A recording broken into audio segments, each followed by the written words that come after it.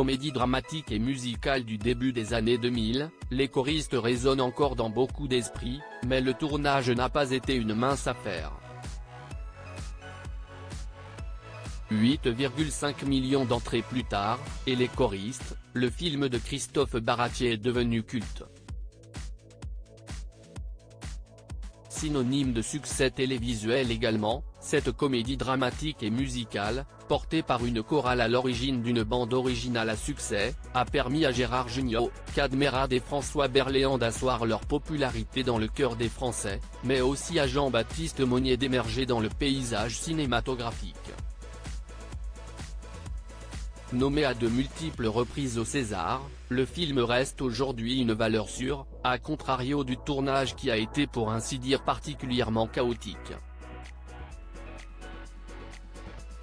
Gérard Jugnot en dit plus sur le tournage catastrophique des choristes. Si Gérard Jugnot s'en était déjà ému il y a quelques années, pour cet avou ce mardi 7 novembre, il a accepté de revenir sur cette expérience qu'il décrit comme une catastrophe. Ça nous a liés avec Christophe Baratier, le réalisateur du film.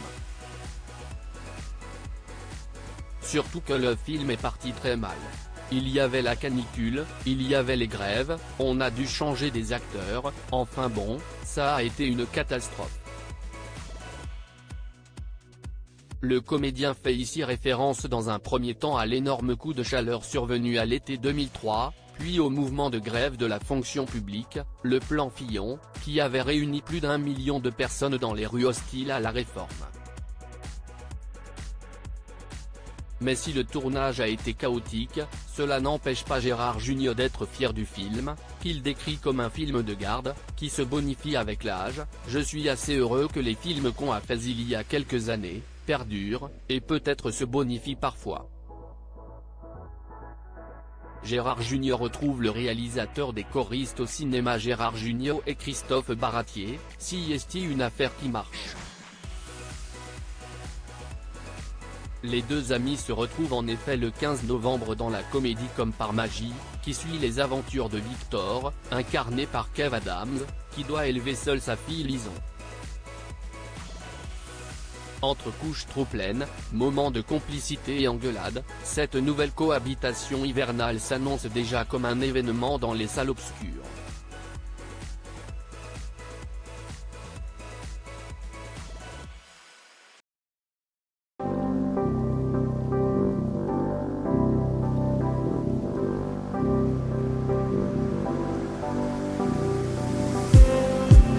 Just need